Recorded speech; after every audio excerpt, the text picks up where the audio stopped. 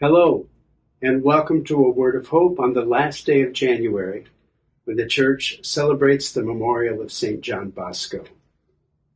John Bosco founded a society of Salesians, named after St. Francis de Sales in the early 19th century.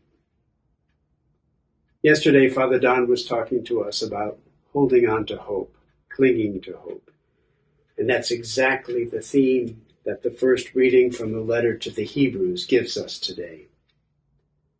It reads, "Let us rid ourselves of every burden and sin that clings to us, and persevere in running the race that lies before us, while keeping our eyes fixed on Jesus.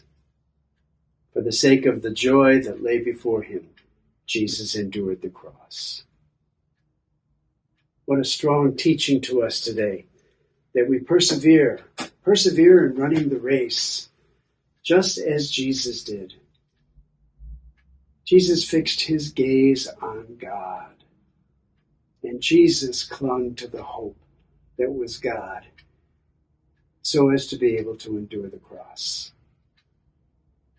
Jesus knows, and Jesus knew, the threats that you and I face today. Jesus knew the insecurity of what lie ahead of him. Jesus knew all of the frightening things that we are facing today, and yet he clung to hope. He never gave in to the threats surrounding him. He never caved in. He kept God's glory, no matter how distant that glory may have seemed to him at times. He kept God's glory before him.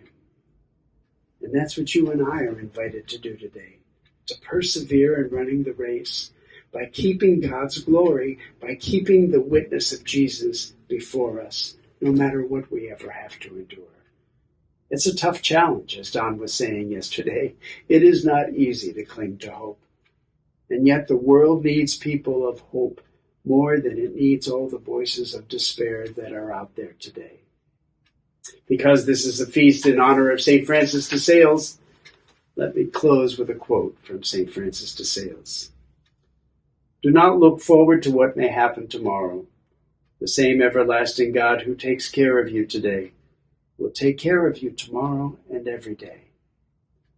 Either God will shield you from suffering, or will give you unfailing strength to bear it. So put aside all anxious thoughts and imaginings."